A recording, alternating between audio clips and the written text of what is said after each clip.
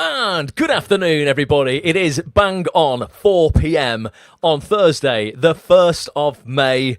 First of the month. If you've never seen us before, my name's Ross. This is producer Petch. Together, we run actonthis.tv. If you're an actor and ultimately you want to learn the business side of this business, you want to hang out every single week with the biggest casting directors, agents, actors, writers, directors, producers, other industry pros, the best people in TV to help you push your acting career forward faster and actually earn money, become profitable.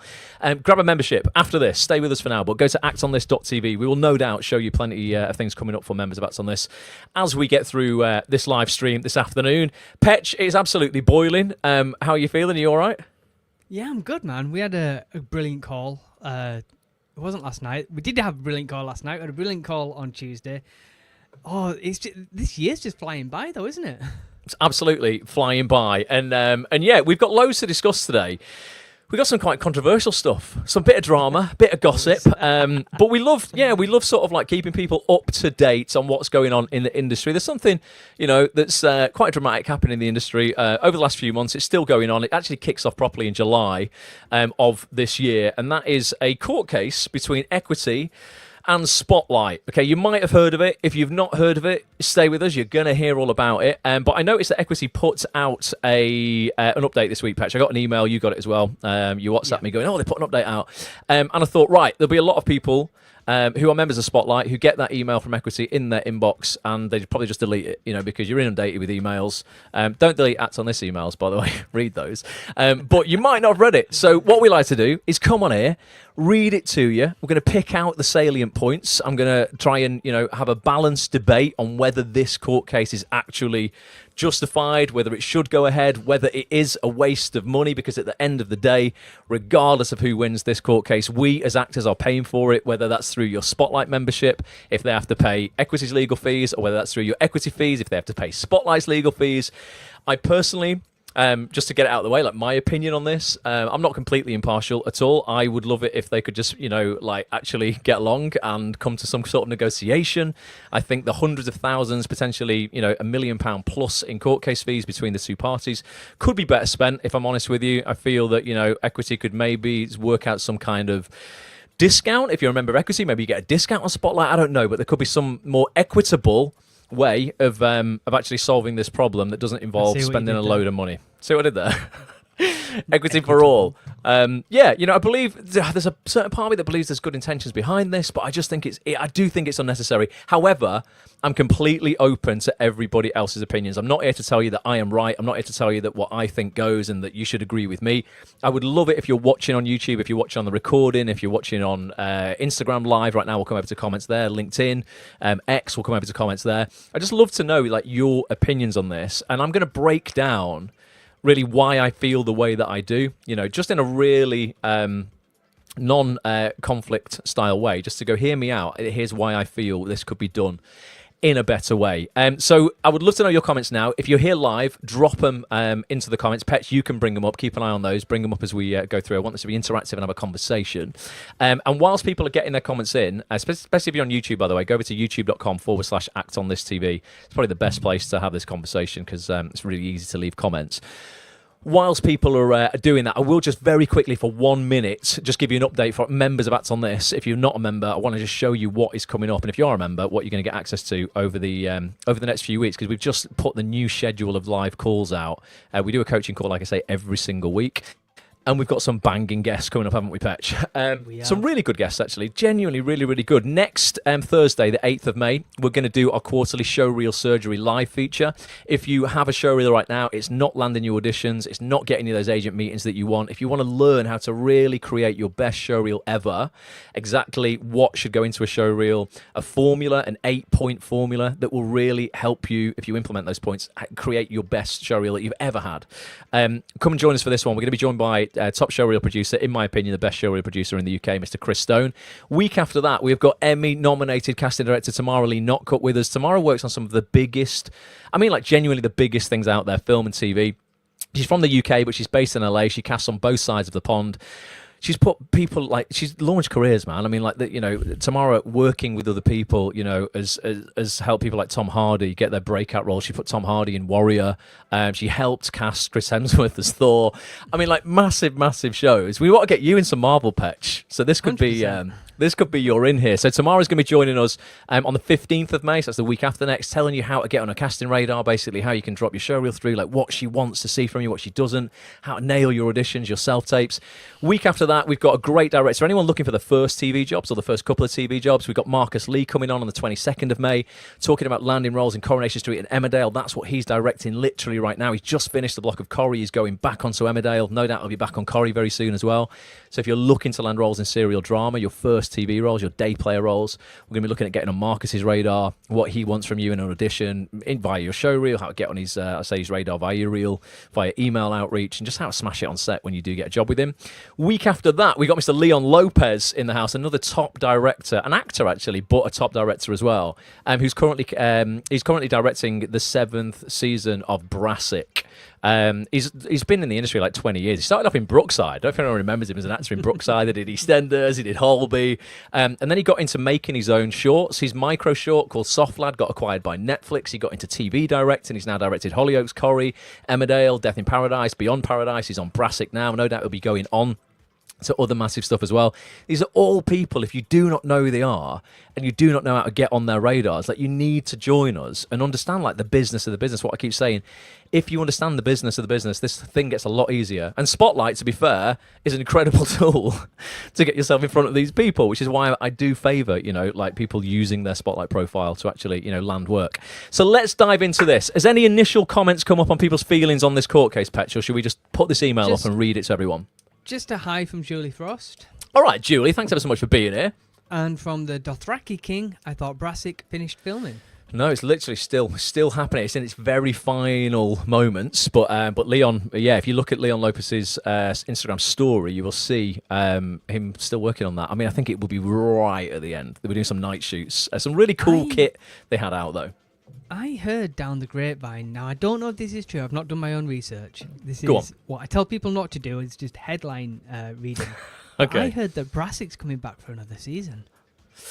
Well, I mean, I could ask Danny Brocklehurst, who's the creator of it, and we can find out. We should. I need Danny's to get on Brassic. If you're not a member of Act On This, there's a session with Danny Brocklehurst, the co-creator of Brassic, in the members area right now. How he created it, write your own projects. How you get on his radar, like what he wants to see in auditions. Because Danny is the co-creator, still watches self-tapes. He still has a say in the casting process.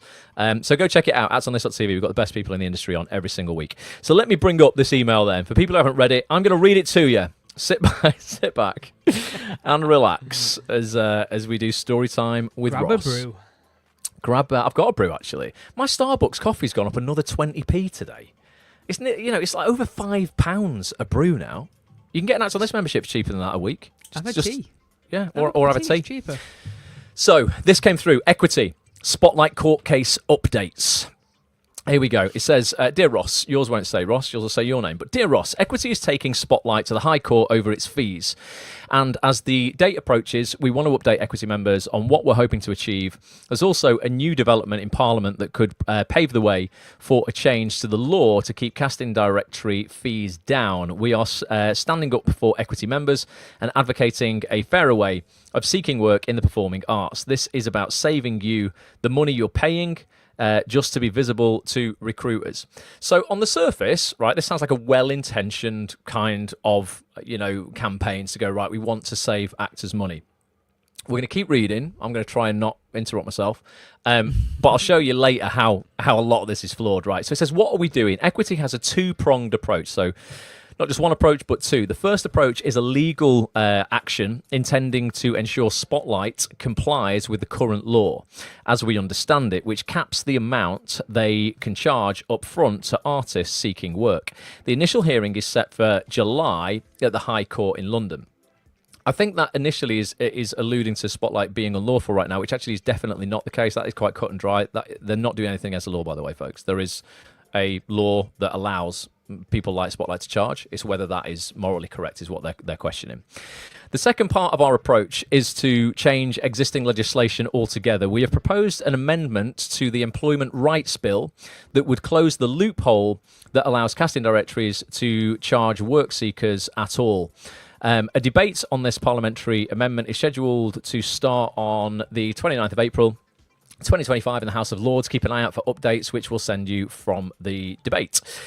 Ending that exemption. Yes, yeah. So 29th of April, it's just started, hasn't it?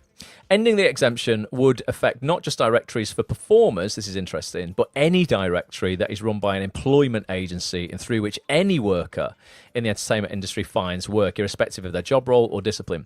It would mean that all platforms would have to change the way that they do business and stop charging, it's very evocative language, their tax on hope to the workforce.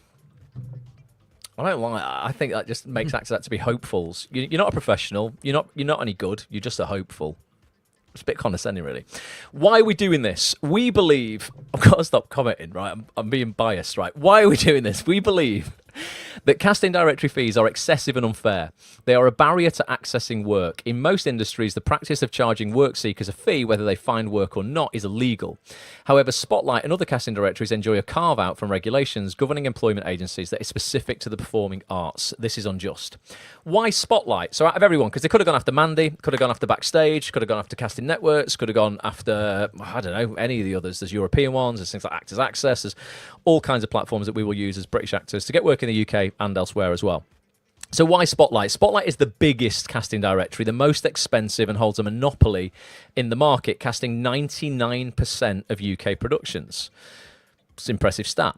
Put simply, if you're an actor seeking work, it's considered necessary to have a Spotlight profile. I would absolutely agree with that. I think if you're an actor seeking work, you should have a Spotlight profile, basically. Mm-hmm. Our members frequently share concerns with us about the cost of casting directories and the impact it has on their incomes. It cannot be right that those who need work bear the cost of recruitment. Spotlight takes almost £1.5 million every month from work seekers.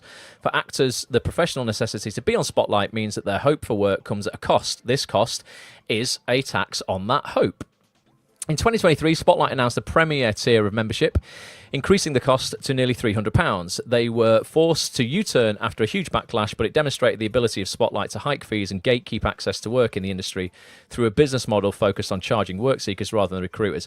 I think that's unfair. I'll just step in here because it was an optional upgrade for £300. Nothing was gatekeeped whatsoever. It was some optional insurance. It was some optional health benefits, if you needed support for your health and your mental health.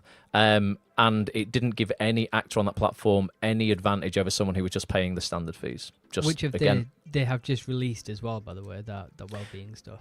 Oh, and they've given now Spotlight listened and they said actually we'll just include all this stuff for free for you. So all the benefits you were going to get for that extra cost are now included free of charge in your standard membership.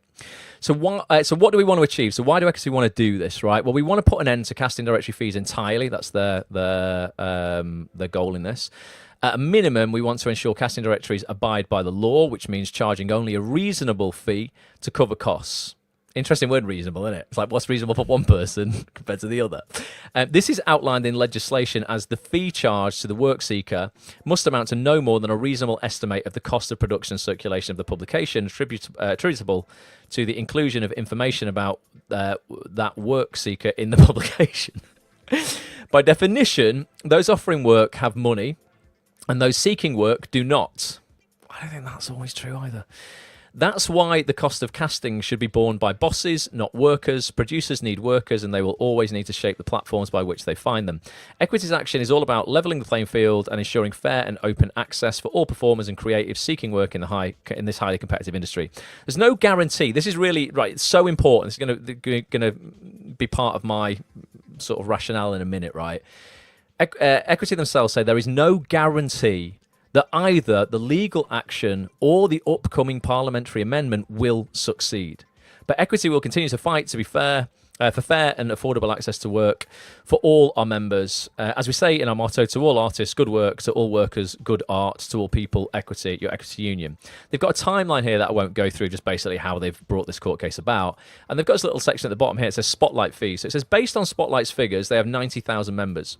Presuming that they all pay the lowest fee of £198 a year, £16.50 per month, Spotlight takes in £1,485,000 per month, or £17,820,000 per year from work-seeking performers. Monthly subscriptions are higher, £18 per month, and it says that they can charge casting directors for access to that as well. So that's just some kind of basic figures. What I will say, just straight out there, let me stop sharing this now. How do I stop sharing this? There we go. We are back. All I'll say straight away, just in terms of comparative costs, and this is where I just want to have like a debate with people. I'm going to give you my opinion on this, and I would love it if you please give us your unfiltered, honest opinion. If you completely disagree with me, that is so fine. Honestly, like I just want some interaction to just understand where people's understanding of this this matter is. I'm just going to share my screen again, and I'm going to bring up Equity's own website. So just comparatively, I mean, they're having a dig at Spotlight at the bottom there, going, there's 90,000 actors paying £198 a year.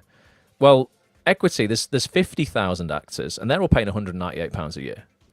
So that's millions and millions and millions and millions a month as well. So, I don't know how you feel as Equity members, whether you feel that you're getting real value out of the millions of pounds that they're taking in as well. But just to highlight, these are both massive companies. They're both bringing in huge amounts of revenue every single month. So their actual costs are very, very comparative. They're identical, basically, for the anyone earning under 40 grand. Didn't Equity just hike their prices without really letting anybody know recently? Very quietly, yeah, because from what I've heard, allegedly, this is only allegedly, they didn't, I'm guessing they're trying to, recoup costs of this court case, and also they didn't renew the insurance that they offer actors in time. Someone forgot to renew it. This is only allegedly. I don't have hard evidence of this, but I was told that that's cost them an awful lot of money because the broker for the insurance wouldn't give them the insurance at the old price because they were too late to renew it.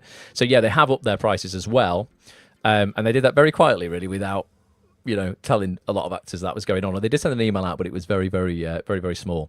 So first of all, that was my main point. Basically, is that comparatively they're charging the same amount for a service per year, and then it's now you as the actor to go, which am I finding more useful?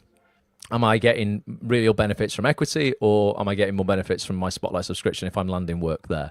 So that's the first thing to discuss. So what I've done, Petch, is I have broken down every point to try and make this as simple to understand as possible, just of kind of like where I think people should be thinking, about both sides of this argument, and let us know as we go through this. So, someone's what your opinions are already. Dothraki King, I don't like that they charge more for monthly subscriptions. Obviously, if people are paying monthly, it's because most of them can't afford annually, so it's taking advantage of struggling people.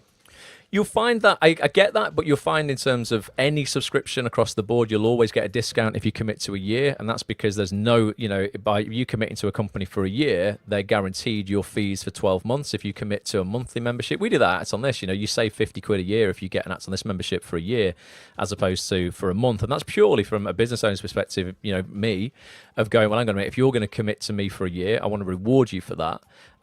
That's, not taking advantage, that's me actually... I didn't have to do a discount for a year.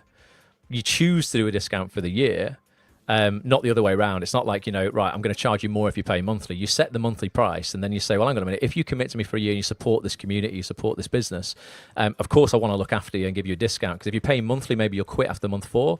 If you're going to guarantee me you're going to be with me for another 8 months, I want to reward you for that. So it's not, I don't think that's necessarily taking advantage of the people paying monthly. That's rewarding the people paying yearly. They could just charge, monthly and just the same price, for a yearly break, times 12. It's the same with every company, though, isn't it? Like, but everyone does that, phone, yeah. Like my phone, I could pay it straight out, or if I pay it over a year, I'm paying slightly a bit more. But even like credit cards, you could pay it straight off and not pay any interest, or you can pay like the minimum amount monthly, and there's a little bit of interest added on that. So yeah, but it's a good point, and keep the points coming. I want to be challenged. Like, honestly, anything that I say, I'm not here to tell you that this is right. Please challenge what I'm saying if you do not agree. So I've broken some points down. I think I've got like 5 sections here. And the first thing is ultimately that one of the main concerns I have really is the legal basis is uncertain, and it's risky. Okay, Equity admits that there is no guarantee of success, right? And laws surrounding employment agency exemptions, which is what Spotlight use in order to be able to charge us for, for performers. They're really well established and they've withstood challenges for years. They've been around for decades, okay? So it is risky. If the High Court disagrees with equity's interpretation, 'cause that's all it is, it's an interpretation of the law, the case could fail outright, and that is just wasting members' money on legal costs with no change in policy or law. So nothing is guaranteed at all. And these cases can honestly be really, really expensive. I've got some estimates of costs here, Petch, of just like what stuff can cost. So solicitors' fees, any solicitor that's been around for more than 8 years qualified in London, charges upwards of £500 per hour, okay? So total costs just, from your solicitors looking at a case to begin with can be tens or hundreds of thousands of pounds over the course of like some complex litigation, which this is, very complex. You've got barristers' fees on top of that as well, which are even more expensive.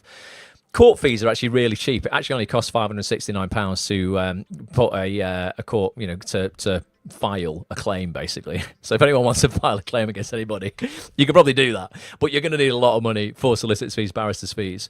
I don't know if they're going to end up calling on witnesses and have what are called disbursements, for costs of expert reports and other people that they're going to bring in as witnesses and things like that. Not necessarily witnesses to a crime, but you know what I mean, as in like other people to back up arguments. They'll obviously have to pay for all of that. And then there's, the adverse costs, whichever side loses, right? If equity lose, they're going to be liable for Spotlight's legal costs, which is without a doubt going to be substantial, and the other way around, if equity win, they're going to claim all their legal costs off Spotlight. Now, where do both of these companies get that money from? It does not grow on trees. It does not come out of nowhere. It doesn't come out of anyone's back pocket. It comes out of our pockets as actors. The fees that I pay, Petch, to both Equity and Spotlight are being spent on this. The fees you pay and the fees of every actor probably watching this broadcast, they're all, us all as a collective are paying for this. So it's whether you believe that you want your money spent on this. There's only 7 or 8 people who took this High Court, this case to claim, like it's a file. Only 7 or 8 equity members actually decided they were going to do this. And you just, there's 50,000 equity members. So, you're effectively without any kind of referendum at all.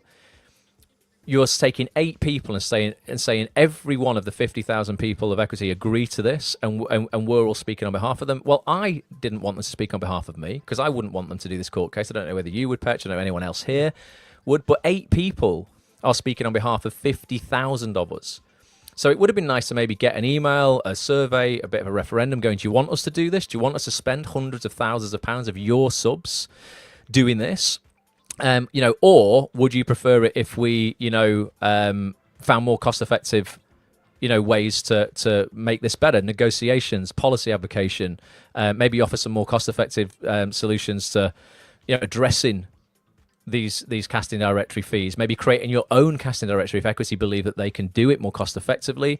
Why don't they create their own with all of this money? Because they could do that as well. Mm-hmm. So I just think there are probably better ways to negotiate this rather than having a fight publicly in court. So that's kind of like the first thing, is just the risk. I would genuinely class this as, equity are having a really large legal gamble with our money. And that's just my outlook on it. Please give me some comments. If anyone's like, you're talking nonsense, Ross, I don't think it's a gamble. I mean, I don't see how you can see it as anything but, because it's really uncertain. And equity themselves in that email said, look, there's no guarantee we're going to win this, or the law's going to be changed, or legislation's going to be changed, the parliamentary thing. A gamble to them, but either way we lose, right? Well, they're playing with house Either money. way we lose. It's like the casino taking all of your money and then them going, oh, well, we don't mind gambling it because it wasn't ours to begin with. They don't lose either way. The people in equity and people in Spotlight don't lose either way. And all of the legal people, they're getting fat off this. They're getting paid so much money. We're just making already rich people richer. And your actors all kick off about tax the rich, tax the rich, tax the rich. Well, we're just paying loads of rich people who are already earning £500 an hour more hours to get even richer off actors who are struggling. That comment where before, struggling to pay £18 a month. Well, whilst you're struggling to pay £18 a month, are you happy for equity to be paying over £500 an hour for someone who's already loaded to become more loaded, regardless of whether we win or not? I'm in the wrong job. Well, no, I am. Yeah. So, yeah, after this, folks, we're going to create a new community that's going to be called, I don't know, what will we have to be? Like, act on law on this, and we're just going to all train to be barristers and solicitors. So that doesn't sit well with me. Very good question from Richard. Did Equity ask if we wanted this to happen? No, Richard. I don't know if they did. Well, no. Well, if they, I mean, I get every email. I get every. I think it's a waste of money. This then as those paper magazines. But I read everything that gets sent through. There was no referendum, mate. I would have just liked if it's equitable and everyone gets a say. Then if this went to like a poll, a survey, a referendum, whatever you want to call it, and 60-70% of equity members voted for this, I can't come on here and complain at all because that's just democracy, mate. And I'm democratic, diplomatic. That's why I can accept every election in this country that happens. Yes, I might not like the government that gets in, but I'm not going to sit there and complain because it was done off a fair vote. You just got to crack on if you don't like it at that point. Julie Frost says, I wonder if there should have been a vote from equity members first. I agree. Yeah. Or at least an option to opt out. Well, because then if there was just a vote, I would have no qualms about this whatsoever. Because I couldn't, because I just believe in fairness. Sue says, I think it's fair point, Ross. I think it's fair point, Ross. If they win, then there would be so much of a shake-up. Producers might just decide to cast people they know or go direct to agents they know. This is something I've said from day dot. I've got it on my list, Sue. We're going to dive into this. Yeah, honestly, I've broken all of this down. I just want to give fair points across. And like I say, if you don't agree, it's like I like it when people don't actually, and I'm genuinely okay with changing my mind on things as well. I'm not here to go, yes, I'll never change my mind. I think changing your mind sometimes is a bit of a superpower, and I've changed my mind on many things over the years, and I'm prepared to change it again. If people, people can give me a fair argument. So that was my first point. Let me bring my notes back up. Was just the legal basis is uncertain and risky. It is just a legal gamble ultimately, and they're playing with our money, right? And that doesn't sit very well with me when it's in, potentially the hundreds of thousands. It could easily gross over $1 million. I mean, I was looking at, other litigation, other court cases as well. I mean, I could only find really high profile ones, right? So you're looking at like, what did I pull up here before? I mean, these are huge cases, right? It's probably not going to be this, but Colleen Rooley, when she took Rebecca Vardy to the High Court on that libel case, that was 1.8 million for Rooney alone, right? The Prince Harry, that was a big case that I looked at before versus the Associated Press. That was £5 million for each party. Now, I'm not saying it's going to be $5 million for each party because, it's not Prince Harry, but there's nothing special about those people where they would go, right, we'll spend more. This is just what it costs if it gets dragged out. The solicitors and stuff aren't charging significantly more because these people are well known. The rates are the rates. If they're 600 quid an hour, 700 quid an hour, that's just what it is. That's what people will be paying for top barristers, top solicitors within London. And I'm guessing these guys, because they are bringing in millions of pounds each per month, there's no denying that, but the gross figures they quoted before was before VAT, corporation tax, anything like that, and expenses. So again, they skew the figures, folks. If you own a business, you will know in this country that you get absolutely hammered. You get 20% of your fee taken straight away of your money you're bringing in, of your revenue for VAT. So for every £100 you spend, basically, if you spend £100 on an Act On This membership, £20 of that I have to give to the government straight away for VAT. A further £25 of that I have to give for corporation tax. And then, depending on my expenses, I roughly get to keep, this is just to be totally transparent with you because I always am up front, for every £100 that I make an Act On This, I get to keep in the business about 35 quid. So only £65 on tax and expenses to run this business. So out of the 1.5 million they say Spotlight make, they're not keeping 1.5 million, folks. They've got property in London to run. They've got VAT to pay, corporation tax to pay. They'll be lucky to come out with half of that. It'll be less than half of that by the time they've covered their expenses. Casey says, just make our fees less. It's ridiculous the amount we pay for Mandate and Spotlight and Equity. They know we don't work full time.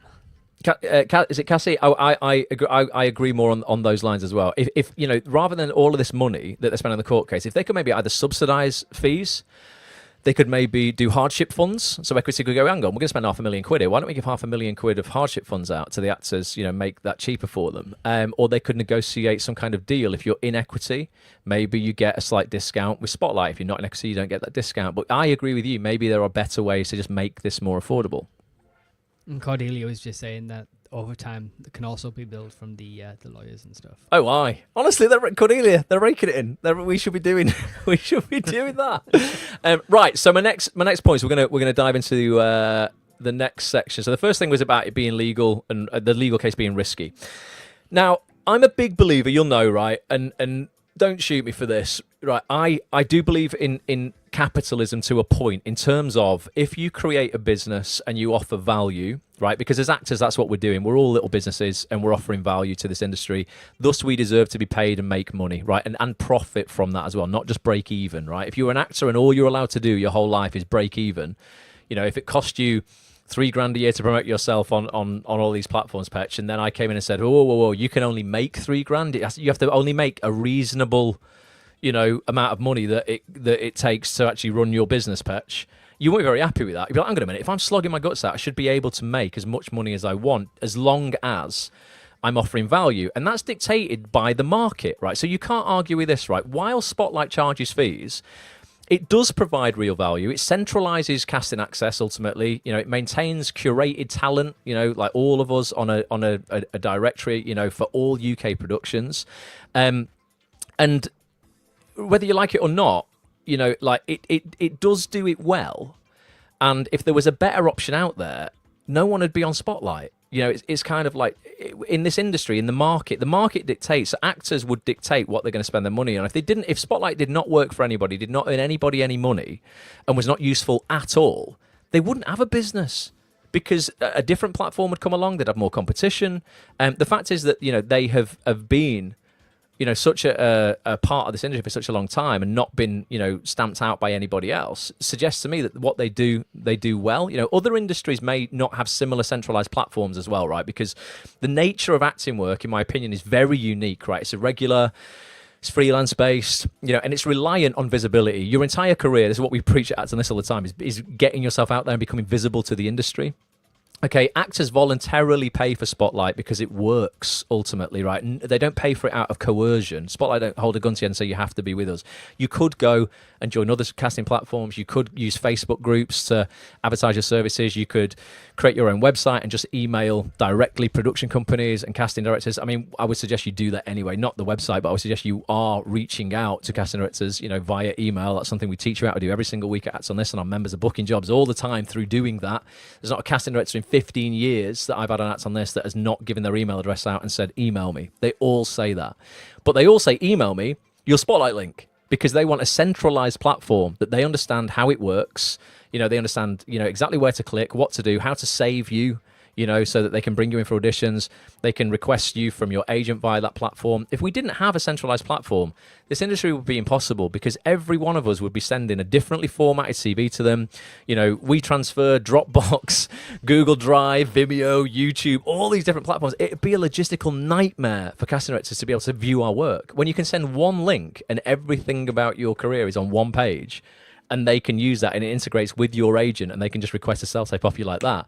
That's value, and that's why they've grown so big, because it works. Ultimately, the market is the market. The market dictates whether a product is valuable or not based on how many people buy it. I can put a handbag out there for $5,000. If no one buys it, that suggests to me nobody thinks it's worth $5,000.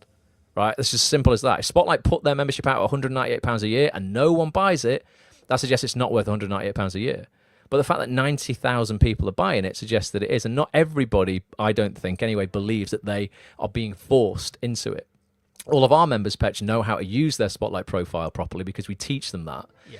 And myself, in my own career, I've landed, over 45 TV jobs now, or close to 45 TV jobs now, by sending my Spotlight link out and working with my agent to get that link out as well. And then my agent could submit me through Spotlight. And already this year, I said it the other night, and it's not to be like, oh, look at me, I'm amazing, because I'm not. But I've probably had about a £20,000 return on my Spotlight profile so far in the last couple of months. Not because I'm so much more talented than anyone else, I promise you, because I'm not the best actor in the world. I'm solid, but there are far better people out there than me. But I'm ridiculously consistent in sending that Spotlight link out to people in this industry that are looking for actors, and I know how to market myself. I know how to create a great show reel, and ultimately I'm just getting it out every single week. 3 to 5 people, that's 150 people roughly a year, on rinse and repeat. and that's how I'm getting work. And if I had to send each of those 150 people, attachments, headshots, different things, it wasn't just a Spotlight link, it'd make it so much harder for me. So, we all can do that with a Spotlight profile. So that's the second point, really. Spotlight's model reflects market reality. It's a tool, right? That's the way Yeah. I've always seen it. It's a tool. Yep. And it's like you wouldn't ask a builder to say, well, I need all my hammers for free. You know what I mean? Can you pay for that screwdriver for me? Because I'm going to come and use it on your job. Well, this is the other thing that I was just going to go on to there. Like you said, that everything with Spotlight is just streamlined, and casting directors know exactly what it is that they're looking for, and everything's in one place. Yeah. It's all formatted correctly. A builder goes, can I have a screwdriver? Yeah, well, which one do you want? Do you want the Phillips? Do you want the Positive? Do you want the Torex? Do you want the slotted screwdriver? Like, there's 4 different screwdrivers that does exactly the same job, Yeah. So well, I mean, I guess we have that, don't we? You have Mandy, you have Backstage, you have Spotlight, but most people will go, what's the best screwdriver? Which are the most reliable type of screw head? I don't know that world, but I imagine, builders prefer one. One type. Sometimes they'll be a most popular brand, won't they? And it's not like you go, okay, right, Bosch, you create great tools. You can't make any more money than you'll make. You can only make a reasonable amount because builders have to buy your tools in order to work. So technically, you're helping them seek work with your product, so you can't make any money. Then along comes Alan with his own key. You're like, what? Yeah, Alan's got his own key. I've got loads of Alan keys. They're never the right one. So that was the second point, basically. Yeah, Spotlight's model reflects market reality, in my opinion. That's it. It wouldn't be around if it wasn't, doing a good job. Now, this is the big thing. I was trying to think of how to say this like succinctly before, and this is my third point. And I sum this up as going, listen, there are risks here of unintended consequences. I don't know, and I genuinely don't know. Maybe they have thought this through, but I don't know if the 8 people who are pursuing this class action on behalf of 50,000 of us, I don't know if they have thoroughly thought through what could be unintended consequences of this, of winning the case effectively, right? If you are going to force casting directories to stop charging actors, okay, that's what they want to do. They said that in that email.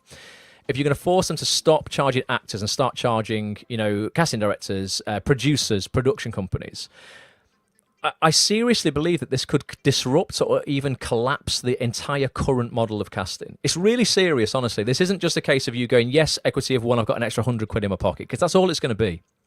If they win this, you've probably got an extra 100 quid because no one's going to pay for your Spotlight completely. Someone might subsidise it, they might bring the price down, but I promise you, for an extra 100 quid in your pocket, that's the best result I think you can get out of this as a single actor, as a singular actor on your own. I believe that the entire model of casting could be disrupted majorly or even collapse, right? Which is, this whole the whole model is actor funded right now, right? I get that, and that's due to the fact that it's inconsistent, and just the underfunded nature of independent production as well. There's a lot of independent producers out there, casting films, feature films on Spotlight that really don't have the money to pay for your Spotlight. You might say, oh, the Netflixes of the world, they do. And that's true to a certain extent. Maybe they can. But if platforms shift fees to employers, right, and small productions, I just think that they're going to struggle or stop using casting platforms altogether. And that's going to reduce opportunities for actors rather than expand them. And they're going to go, like we had that comment before, casting directors are going to have no central place to look for talent, okay? I know, because I interview casting directors every week, that they will get a casting brief, right? And before they even send it out on Spotlight, or they might not even send it out on Spotlight, so it won't even go to agents, but they will go on Spotlight, and they will use all of the filters available on Spotlight to literally search for actors to audition.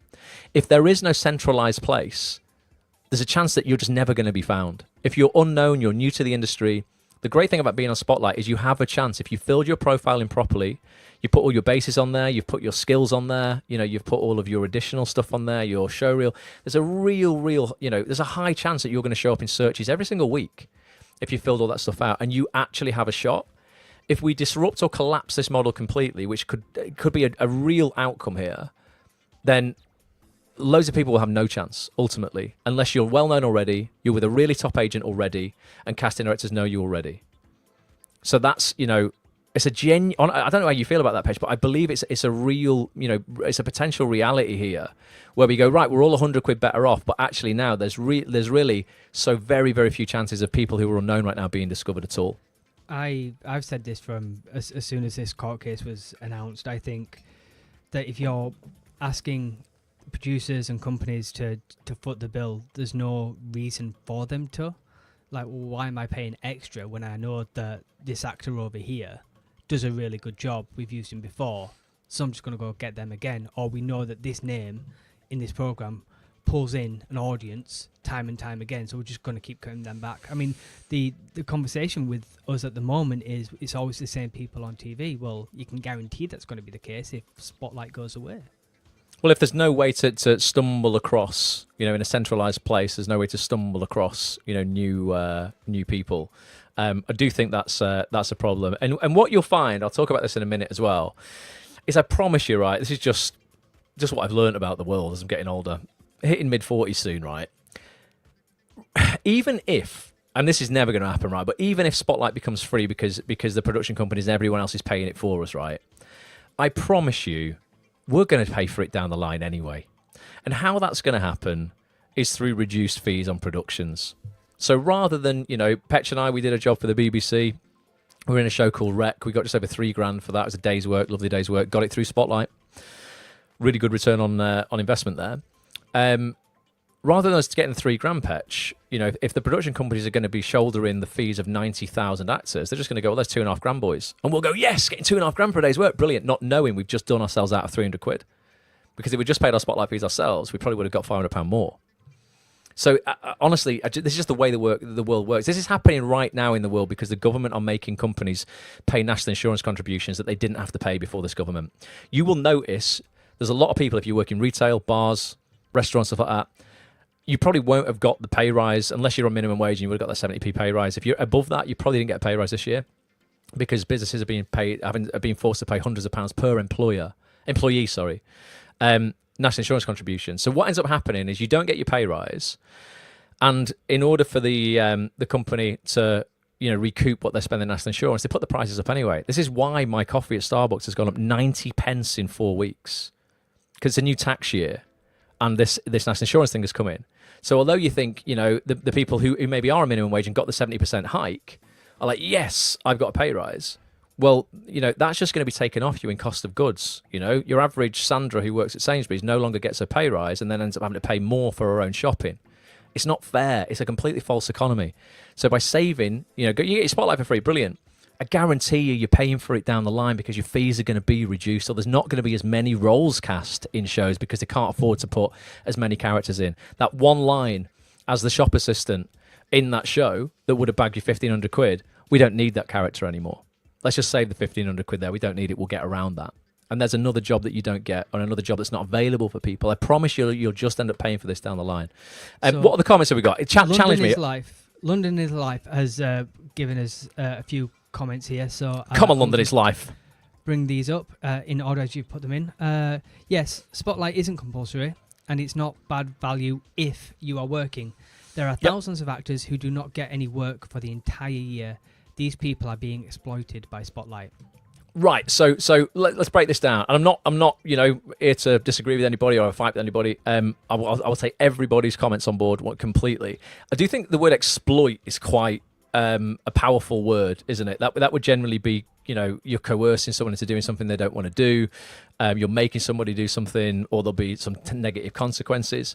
It is absolutely every actor's choice to join Spotlight, and it is their choice then to use that tool, like we say, to put it out there. And just to break it down, right? If you did pay monthly and you pay your £16.50 a month, or you pay £198 a year for Spotlight, there's not a single acting job out there really professionally, even the smallest of small jobs, that wouldn't pay that back instantly for a day's work. I mean, I'm talking like literally 1 day of medical role play in London. If London is Life, if you're in London, get in touch with the role play companies, medical role play, the universities, the medical universities, stuff like that, the hospitals, the university hospitals. They're looking for actors all the time. Sometimes you'll see the role play work come up on Spotlight as well, and you'll see people requesting actors to go in and do some simulated patient work, basically, where you'll go in. So London is Life. You might go in and go, I've got a really short sore elbow. Started 2 weeks ago. These are my symptoms. I can't sleep. And then student doctors will ask you questions, and then they'll try and diagnose what could be wrong with you and prescribe whatever the fix would be. And it's good fun, to be honest. You do it for 6-7 hours, something like that a day, and you'll get roughly £200. for that. So if you can get yourself out there, I'm not talking about to big casting directors and get a Netflix job, which would pay for the tiniest job. I did a job for Netflix. What was the last one I would have done for Netflix? Toxic Town, probably. That's BBC. But Toxic Town that came out, that was I had like half a day. Did a scene with Jodie Whittaker and Claudia Jessie. Great experience, and that was about 3,000 quid. So obviously that pays, for 10 years, over 10 years of my Spotlight membership. But I'm not talking about that. I'm talking about the real tiny little jobs that are out there, like that half a day of medical role play that you could do. That's your Spotlight fees covered for the entire year there. I don't think that's a bad trade-off to go, you know what, if I do some work that isn't glamorous and isn't going to be something that's Instagrammable, I'm not going to show my mates that, oh, look how great I'm doing. If you're savvy, you can cover your fees pretty much instantly on a job like that. If you get into voiceover, folks, voiceover is a huge thing that is a part of my career. We try and help actors get into that. Act On This. I bring my voiceover agents on. We brought Peter Dixon on, the voice of the X Factor recently, to help actors get into voiceover. The money there can be absolutely staggering. I mean, one job sometimes can pay for 200 years membership, honestly. But it's knowing the business. If you don't know this work is out there, I get it. I completely understand. If you've only studied the craft and you just go to acting classes and you think you're good, and I'm sure everyone here is good, right? It can be so frustrating when you're not getting jobs because you're like, I don't get it. People on the TV I'm seeing that are not as good as me. Why is no one finding me? They probably just know a bit more of the business side of the business. That's all we focus on at actonthis.tv. I'd say to anybody, if you are struggling to get work by Spotlight, I'm not here to sell your membership, but I would love it if you join. Just because I'd love to work with you, like in our community, to just show you how to get your Spotlight in front of people, to get auditions and get work. Because one job, one line on Hollyoaks, 14 words on Hollyoaks, and we've got Peter Hunt, the head of casting on Hollyoaks, coming back on again soon for a session, a breakdown of ultimately how to land a role in Hollyoaks. And just a day play a role. You might be the paramedic, you might be the copper, you might be the doctor, or whatever.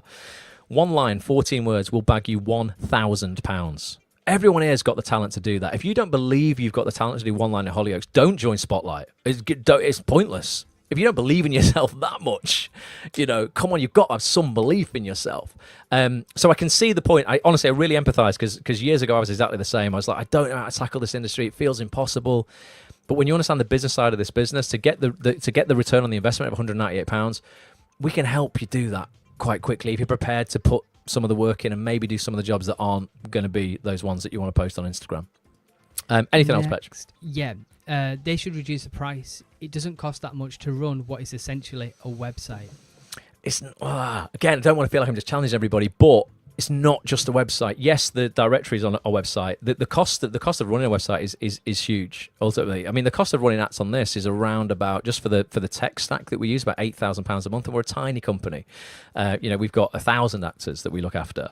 When you look after 90,000, the servers that are involved, the maintenance that's involved, the updates that are involved around like behind the scenes, security updates so you don't get hacked. There's so much that's involved, developing an app, having a full-time support team. Then you've got the offices at Spotlight. You've got 50 employees. They're all going to be probably on 30,000 minimum in London. I mean, talking like minimum. There's 50 of them. So your wage bill a month is at least £150,000, and there'll be a lot more than that because there'll be people on a lot more than that as well. You've got the property, maintenance, your insurance, Spotlight rooms, upkeep of the furniture, electricity, which is a bloody fortune right now, water. It really is more than a website, I promise you.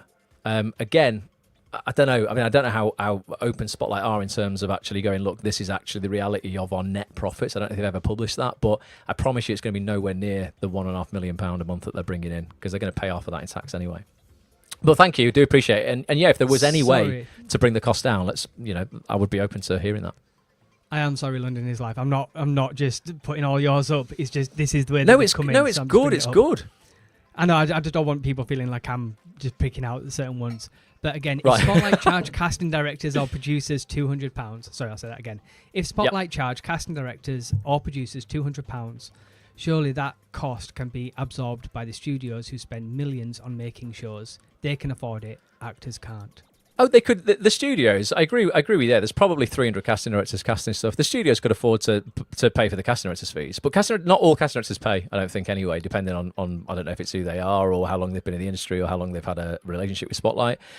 Studios could pay for casting directors, but there's no way the studios can afford 90,000 actors. And the other thing as well, this is something to think about that I don't know if people have thought about. You know what? If we make it free, then and the joining criteria is already tiny.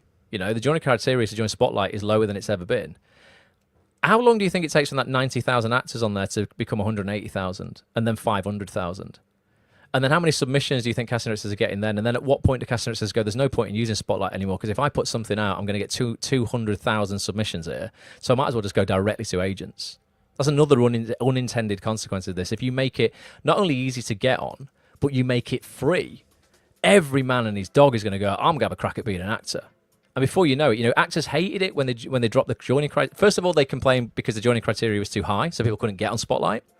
When it was 4 credits, then Spotlight dropped it to 1, and people complained now it's only 1. There's going to be too much competition on there, so they didn't win that way. And if you make it free, there's going to be even more competition. Honestly, I promise you, I would just love to show you how to earn 200 quid a year back. If you don't believe you can earn £200 a year out of your acting career, we need to look at your mindset a little bit. I'm not talking about you, London is Life. I'm just talking about everybody. To earn £200 out of your acting career, you wouldn't go into any other job. If you were going to set up as being what did we say before, like a plumber or something, Petch, like a builder, you wouldn't set up as a builder and register a building company if you didn't think you could make 200 quid a year. You're a business as an actor. Come on, you must be able to believe in yourself enough to go that I'm going to find a way to earn £200 back, and I can earn that back by doing those jobs that aren't the most glamorous ones within the first week of the year, if I build up enough connections, and then I've got a freebie for the rest of the year, and then I'm going to really work hard either on my own as self-repped or with my agent to become profitable. I would love to work with you guys, honestly, to show you, like, if we have more time, obviously, to show you like how we can do this. Like, so many of our members that's on this are like, they're getting such a return, in the multiples of tens, because they just know the business of the business. Let's come up with some other points if there's any other comments, and then I've got 2 more points to go through. I've got quite a few to get through, mate, so we'll just bomb through these a bit. Okay. If Spotlight is such a great product that helps casting directors find the best actors, then surely they would be happy to pay for their Spotlight fees. Well, it depends on the casting directors as well, how much they're getting paid. The other thing is casting directors are freelance as well, and they will get a set fee. We obviously interview casting directors every single week on Act On This, and some of them are very honest about how they run their business, and they've got offices to pay for, they've got staff to pay for, and they pay it all out of their pocket. Unless you work inside the in-house casting department at the BBC or at ITV for Coronation Street, for example, or inside the BBC for Holby, etc., Casualty, all of the costs of casting are borne by you. So Netflix might go, Petch, I'm going to give you £50,000 to cast this show, because you get paid some pretty good money, right? But out of that 50 grand, you have to pay for the rooms, you have to pay for your assistant and their salary, you have to pay for your office hire in London. Casting directors aren't rolling in it either, so they're not going to be happy to pay for our Spotlight. If I was a casting director, I'd be like, why should I pay for you? I'm in the same boat as you. I'm fighting for work. So I don't think, the thing is scale. It's the scale here. There's 90,000 actors and there's probably 300 casting directors in TV. You can't shoulder those kind of numbers when there's that many. Whereas everybody just, pays for themselves at that £16.50 a month. I can help everybody here earn £16.50 a month out your career, I promise you. Get a 7-day trial to Act On This. Go to actonthis.tv/7 days. It'll cost you £1. Everybody here, actonthis.tv/7 days. Give me £1 to show that you've got any commitment in the game at all, and you'll get access to our entire library of every single casting director call we have done in the last year. There's over 100 of them in there, and you'll get a call with me every single week. And if you join now, you'll get on Rapid Fire Friday tomorrow. I'll meet you on video. Let me help you earn £16.50 a month out of your career. I'm positive I can do it if you put the work in. So give me £1. actonthis.tv/7 days if you want to get a £1 trial. See what we do. And I'm not here to if you don't like it, I'll give you £1 back. I promise. If everyone got a job from Spotlight, then yes, it pays for itself. My point is, not everyone works, but actors are still told by their agents that they have to be on Spotlight. It is a coercion. There's no coercion there because you're coercion would be like sinisterly going, if you don't. I mean, it's just a cost of entry to the industry. If you're going to be a doctor, you've got to be on the medical board and pay your fees to be licensed. If you've got to be in any kind of jobs, gas safe if you're an engineer. There are just necessary costs in any industry, I guess. And again, I'd want to know if everybody, like, how often, we've not got too much time left, but I'd like to know how often you yourself, everyone here, I'd love it if you could tell us this, how often you yourself are marketing yourself via your Spotlight link. Have you just sat on Spotlight for the last 12 months and done nothing with it, expecting your agent to just, get it out there and get you a job? When was the last time you updated your headshots? When was the last time you updated your show reel, shot new material, updated your About Me section, updated your profile fields, sent it out directly to casting directors? Because if you're not doing that, I promise you nothing's going to happen. You've got the best agent in the world. Unless you're already established and famous, very little's going to happen for you. It's all about visibility, and Spotlight is the place that will give you visibility. I'm just going to go through 2 more points before we answer any more comments, Petch. Sorry, last one from London is Life. This is where equity minimum comes in. They cannot reduce your fee. Production companies can afford it. Trust me, I've been on sets for the past few years. I work. Many actors don't. Well, we've interviewed some of the best producers in the country. Nicholas Schindler, for example, 7-8 times BAFTA winner now, exec producer of Key Street Productions, does some of the biggest shows in the world, had the biggest show, Fool Me Once on Netflix, biggest show in the world in 2024. I think we'll probably have it with Runaway, Harlan Coben's next drama that's being filmed right now. We interviewed Nicola very candidly, and not all of her productions are profitable. That's the gamble. Like, they're really not. When you're spending £3-4 million an episode, you might think, oh, they've got unlimited funds here. But since, Netflix have monopolized and distribution deals are less, not everyone is making money out of their productions. Some are break-even or losses. They might have one big hit that can make up for those break-evens or losses, but then again, they're not all rolling in it just to go. The thing is, as well, if I was paying for 90,000 actors' fees, if I was going to do it, I'd go, right, I only want the cream of the crop on there. So unless you're already established, I don't, I'm not going to pay for Dave down the road who's just decided to have a crack, because that's not very fair, is it? There'd have to be some insane criteria there for me to go, right, I will shoulder the cost of this, but we're going to take it down from 90,000 actors. I only want 30,000 on there or 10,000 on there, and I'll pay for them 10,000, but they're going to be the best of the best. And then I've got a brilliant pool of actors to choose from, and everyone else who's not established, not paying for you. Why should I? You've not proved yourself yet. So yeah, I don't know, but thanks for all the comments. Honestly, I really appreciate it. Like, being challenged, like, please, like, keep doing that. And just, I can't do comments yet. I can't yet, Petch. I've got to do this. I know. Sam, we will get to your comment afterwards. Is all I was going to say. Calm down. Right. I thought you were going to go. Sam says, okay, I can't, honestly. Just 2 more points, right? We will stay on a little bit later. I'm aware you finished work, mate. I don't want to take the mix. So it's fine. Point number 4.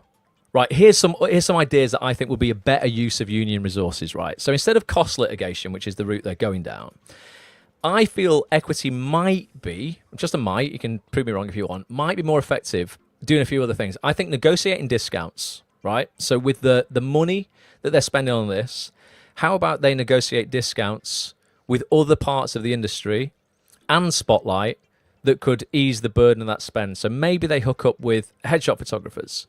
Maybe they hook up with, I don't know, mate, you know what, Act On This, right? I'll put my money where my mouth is. Maybe we'd go, you know what, equity members, we'll do a discount for anyone on equity. And we'd figure that out between us and equity, right? And that would be for existing members as well. If you're already paying full price and you're an equity member, I'd sort that out. So maybe we do some sort of discount. It would have to be subsidised by equity. Obviously, I'm not a charity. But, maybe I could save you some money there. Maybe they could hook up with headshot photographers, showreel producers, that sort of stuff to save you money. They could hook up with Spotlight and go, hang on, rather than spend this money on this court case, this 500 grand or whatever, why don't we do a little discount, for equity members in Spotlight? They could redirect those funds for grants. I think that would be a good thing. People who are really on hard times. If you can afford Spotlight, I think you should pay it, right? Like anything. If you can afford your equity fees, you should pay it like anything, right? But if the people who really, really can't, how about we use that money for grants, hardship funds, mental health support, other job-seeking services or training initiatives? Services ultimately with more certain immediate benefits to members. It goes back to point number 1. This is a gamble. This is literally all or nothing. And if it's all, I still think it could disrupt and collapse the entire casting system as it is right now, which could cause major problems for people. So I think there is a better use of spending those funds. And the point number 5, this is ultimately, the crux of it, is members are still going to need Spotlight. Even if equity win in my opinion, right, actors will still likely need to be on Spotlight or something like it because of its industry standard status, basically. Changing who pays won't eliminate the need for the platform. Because what casting directors are going to do, imagine if you close it down tomorrow, Petch, casting directors are going to be lost and they're all going to be out of work as well. You're like, well, I don't know, I can't find you those people. You're looking for a 6'4", Scandinavian guy with a beard. Well, I can type that into Spotlight. I can bring you up 20. My own knowledge of them, I've got no knowledge of it at all. Well, I can't do that job then, can I? So it's over.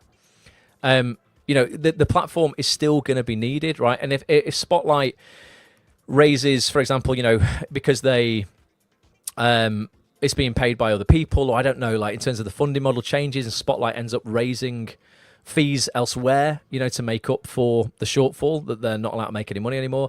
Like I said before, that cost is just going to trickle back down to actors indirectly, and it's probably going to be via reduced production budgets or fewer jobs.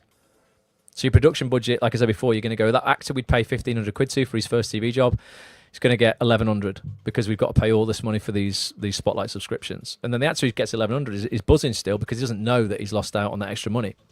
So production budgets will decrease or we'll get fewer jobs. So in summary, and then we'll do some comments, I've written here, while Equity's desire to lower barriers for work seekers, is admirable. I think to a certain degree, just at its core, they probably had good intentions.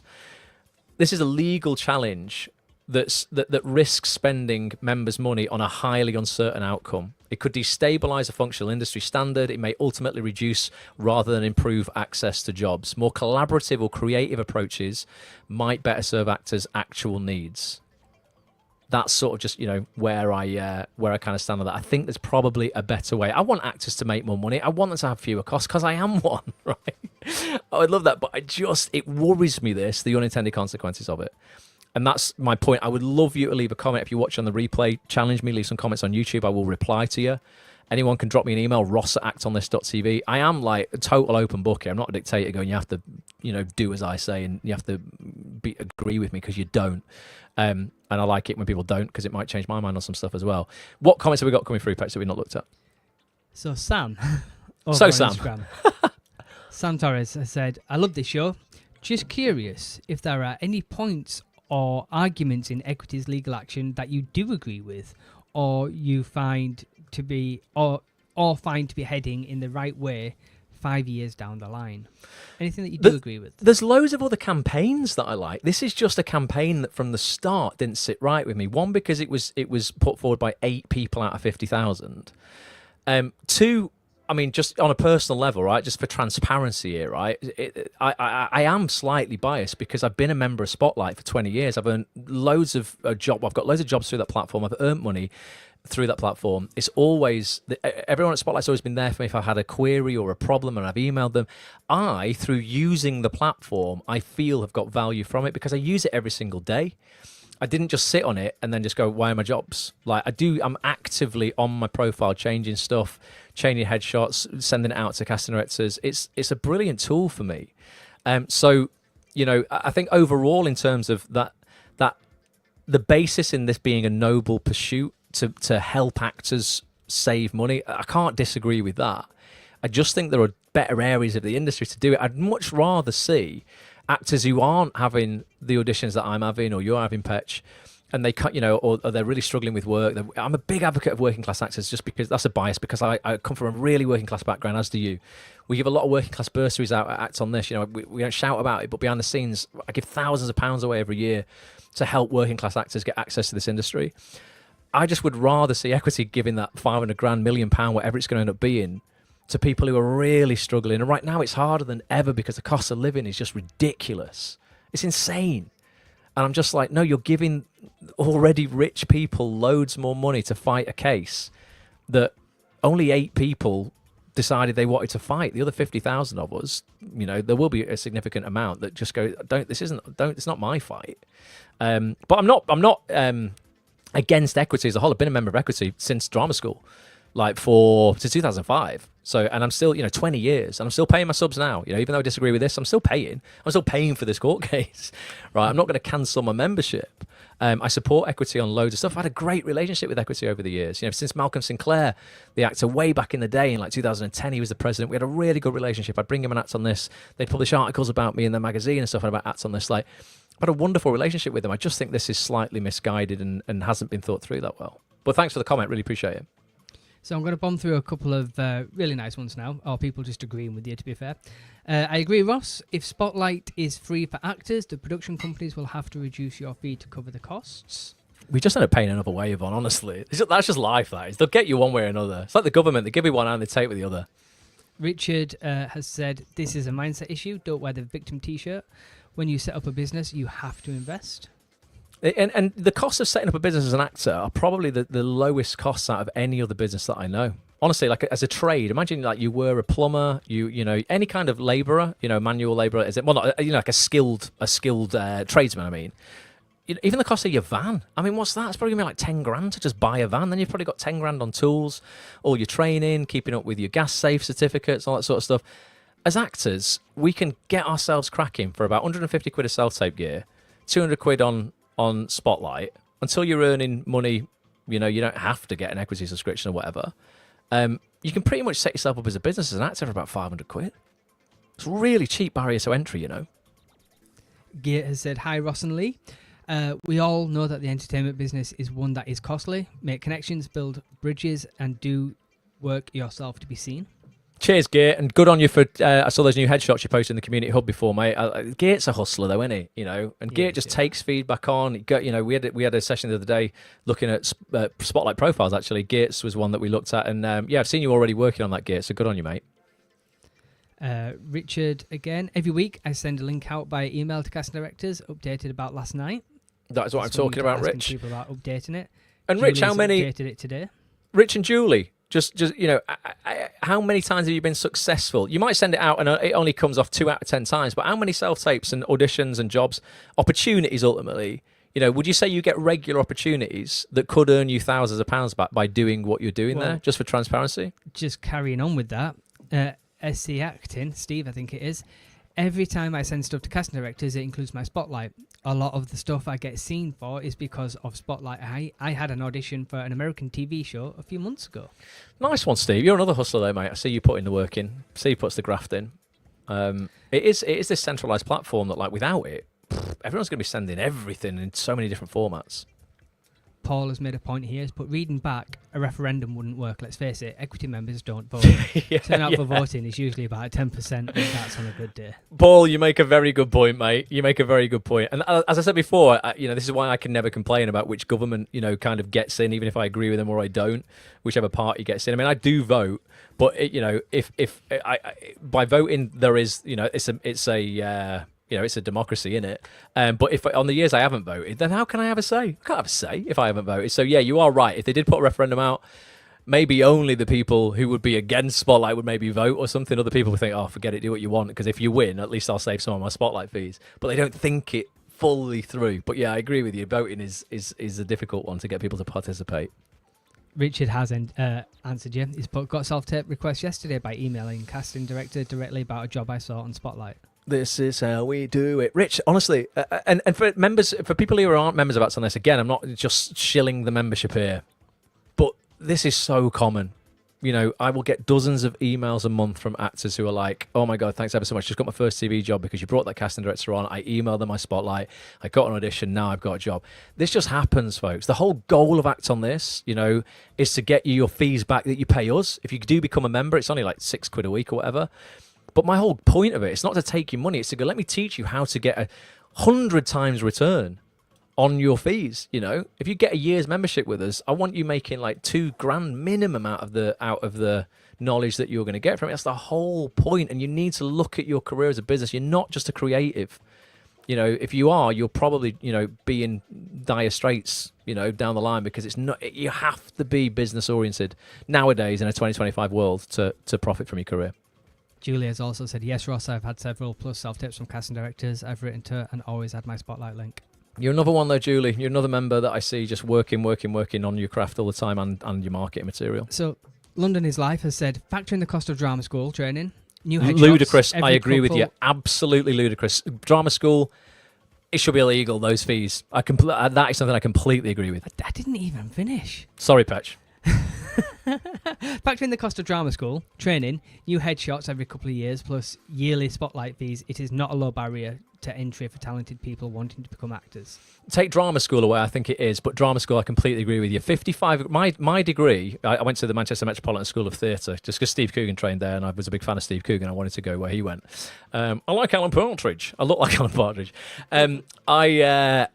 My degree was 15 grand, right? Which back then I was from, I say really working class background. That was a stretch, right? I was paying that back for years. I got that as a student loan. I was paying that back for years and years and years.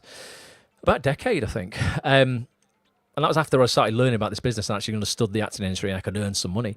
But that same degree nowadays, London is Life, is £55,000, £55,700.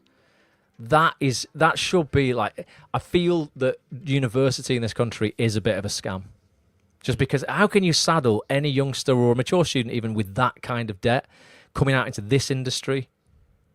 That's not right.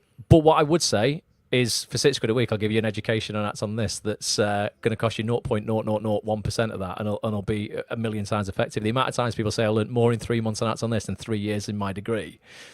And that's a real quote. Honestly, that's a real quote. Go to our Trustpilot, you'll see that. If I knew what I knew now about the business of the business when I left drama school, I wouldn't have spent 5 years getting it wrong working in a toy shop. No way. So I do agree with you there. I think if you factor in drama school costs, the barrier of entry to this industry is insane. But that's the same with any university degree. It all you don't depends on have where to you go. want to work in the industry, though, doesn't it? Like, if you want to work in theatre and musical theatre specifically, like, that's drama useful. school training is really, really useful. If you want to work in screen, like some of the best, most successful actors that we've had on the site and that we know personally never went to drama school. They had training. I personally know Oscar winners, BAFTA winners who have never been to drama school. They trained in their craft. They went to weekly acting classes that were maybe £20 a week, or every other week, £20, every other week, something like that. You can get some incredible screen training, vocationally for very, very reasonable prices. Unless you want to work, in classical theatre, musical theatre, like you say, where you need real discipline. I don't think drama school is that useful for actors who just want to work primarily in film and screen, film and TV. And I think the way that the film particularly is going now, and drama, high-end drama to an extent as well, you're not looking for that polished actor. You're looking for real people. Like, look at Shane Meadows and all the stuff that he does, and who's the other guy? The one that Chris Hitchin did a film with. Ken Loach. Ken Loach. Like, yeah. The actors now they're not prim, proper, straight out of RADA, which I feel if you go to drama school, you get trained into a certain way and people become kind of robotic in the way that they perform. Well, I hope drama schools I'm more identity. Yeah, I hope they're more aware of that these days. I think there's probably a time and a place for when that was useful. There was still I went years ago. I graduated in 2005. There was still a tendency to, kind of dilute regional accents and things, and help people, who might have had a strong Newcastle accent, make that far less strong. And I don't think that serves people all that well nowadays. People do want more, like you say, real people. Obviously, you've still got to be good. You still have to train folks, but you don't have to spend 55 grand. It's equally. I know some people who loved drama school though, just to stick up for drama school a bit. Some people do really like it. Julie makes a good point here as well. Do you know Spotlight's discount page? You get codes, links to laptops, as well as lots of other things as well. Yeah, if you've not clicked into your Spotlight profile, right, into the homepage, your account page, and clicked on discounts, you're missing a massive trick. If you've bought any Apple goods in the last couple of years, you've lost out on up to 10% discount. We saved, when we bought Macs for this business, I probably saved about £400 by using what's called Parliament Hill, which is Spotlight's partner for Apple products. That paid for 2 years of my membership because I was buying iMacs, for the business. But if you're buying an iPad, iPhones, etc., there's stuff on there. If you wear glasses or contact lenses, you can get discounts from Vision Express, cinema tickets, theatre tickets, holidays, insurance. Today. Yeah, I was looking at cinema today, and I know the Odeon and Cineworld do yearly membership things. And I was like, I wonder how much the discount would be. Like £50. Is it? I've not looked at that. Is that it? Yeah, so you can pay for... You can go as many times as you want to the cinema, and you save 50 quid on what the annual membership would be. Wow. Fair chunk is that. Yeah, that's... has said the problem in our industry is that not enough people are telling things the way that it is. People go to drama schools because everyone talks of acting like that is everything. Yeah, and people are reading headlines as well. So there are so many branches to it, and every branch is an education on its own. Drama school doesn't solve everything with acting. Sorry. No, it can be great. It can be great for people, but it doesn't resonate with everybody. Like, there's pros and cons. I know some people who absolutely adored their 3 years at drama school. I had mixed experiences. I really enjoyed it, but I left feeling, hang on a minute, I need to forget a lot of what I've learned because I want to work in screen, and I'd done theatre for 3 years. I was quite big as an actor. I was, my expressions from being on stage were way too much for camera, and I basically had to relearn how to act for screen. I had 2 weeks screen training in 3 years at drama school. That was it, and that was primarily where I wanted to work. So it wasn't super useful for me, but other people, absolutely adored it, and it was great. But yeah, I just think this whole thing, like, really look into what is going on within our industry rather than reading headlines, because they can be sensational, these headlines, like, the spotlight equity thing, for example, can be really sensational. You might read a headline, not look into what's actually going on. You'll see figures that are spun, that are gross figures, not net figures. So in terms of the £1.7 million a month or whatever it is that Spotlight making, as equity is saying, doesn't take in any consideration of costs, wages, rent, upkeep, electricity, utility bills. Doesn't take into account VAT, corporation tax. It can sound really sensational, but like, it's just not the reality. Like, really look at, don't just follow the crowd and, like, herd mentality. The best outcome, I think, of this entire court case, like I say, would probably each of us save 100 quid a year. Is 2 quid a week going to make that much difference to your life? Or would you prefer to have a centralized casting platform that's already well established that you can utilize? One job is going to pay for it in either outright or in multiples. But if anyone's struggling, if anyone's struggling with the Spotlight, please join the community. I will help you. I will personally look at your Spotlight profile, give you feedback. I will bring you on camera with casting directors. I will teach you the business of this business. I will help you to understand how to land auditions so that you are profitable. It's such a passion of ours. It's all we do at Act On This, and I just think that's a better sort of use of your time. Rather than all the time and the money that's going to be going into this. But I'd love to have everybody's opinions. Like I say, you can always email me, ross@actonthis.tv. If you watch on the replay, it bloody means the world that you've been here all this time. Please leave us a comment if you're watching the replay on YouTube. I will reply to those. And yeah, just thanks for tuning in. We will be live next. The next session is next Thursday, isn't it? I'll just go back over to the live page for people who've joined now. If you're not a member of Act On This is what's coming up. If you did join. We got some incredible guests over the next few weeks. You get all of this for like £6.75 a week or something. We make it dirt cheap, folks. We've got Showreel Surgery next week with, in my opinion, the best showreel producer in the UK, helping you craft a showreel that will land you auditions on autopilot. If this is on your Spotlight profile and you really land, like create a banging reel, you're going to become irresistible to casting directors, basically. They're going to want to audition you. So come and learn how to do that in that session. We've got Emmy-nominated casting director Tamara Lee Notcut coming on the week after, casting huge shows on this side of the pond and in America as well. She's originally from the UK, but casts both in LA and UK. She's LA-based at the moment. Has cast some absolutely huge stuff. I put there, like, since then, so since she trained in the UK, went over to America, she handed Tom Hardy one of his breakthrough roles in Fighting Hit Warrior, chose everyone bar Gerard Butler in 300, including Michael Fassbender, and alongside the great Randy Hiller, a top veteran casting director in the States, cast Chris Hemsworth as Thor. We're going to be learning all about the US market, how you can tap into that. Just if anyone's not explored that, we're just going to help you as a UK or European actor look at how you can, actually sort of begin to get into the American market, basically. And sometimes there's American shows that are shot over here where you don't even need to go over there, but tomorrow we'll help cast those as well. Week after that, Marcus Lee, Coronation Street and Emmerdale director, we're going to be looking at getting on his casting radar, ultimately helping you get your first TV jobs, in serial drama. Top bloke. He's one of your mates, Petch, isn't he, Marcus? He is, yeah. Really good guy, really nice guy. So yeah, he's going to be with us on the 22nd of May. Week after that, we have got Brassic director Mr. Leon Lopez with us as well. A guy who, again, 20 years worked in the industry, in front of the camera, behind the camera. So open to meeting new actors, casting new faces, watching reels. He does his own short films as well. He's always looking out for people to collaborate with. top bloke. Come and learn how to get on his radar, what he's about, his journey so far, and how you can potentially, end up getting your reel over to him for consideration for future TV projects or films that he's casting. We do a session every single week. There's over 100 already in the members area. If you click on the previews tab, you can see what we've had recently. Ruth, we did a spotlight session last week. Ruth Madeley, BAFTA nominated actress Ruth Madeley, was on with us the week before that. Yeah, she's in Doctor Who at the moment, talking all about that. Great session that'll save you hundreds of pounds in terms of tax and accountancy as an actor with Glyn Jelly. We had commercial casting director Jade McCabe on the week before that. Voiceover man Peter Dixon, talking about voiceover, getting into that. Me and Petch did a table talk. We had top casting directors Emma Sylvester and Jessica Jeffries on the week before that, talking about a brand new Netflix animation that they're casting right now that'll be massive, computer games as well.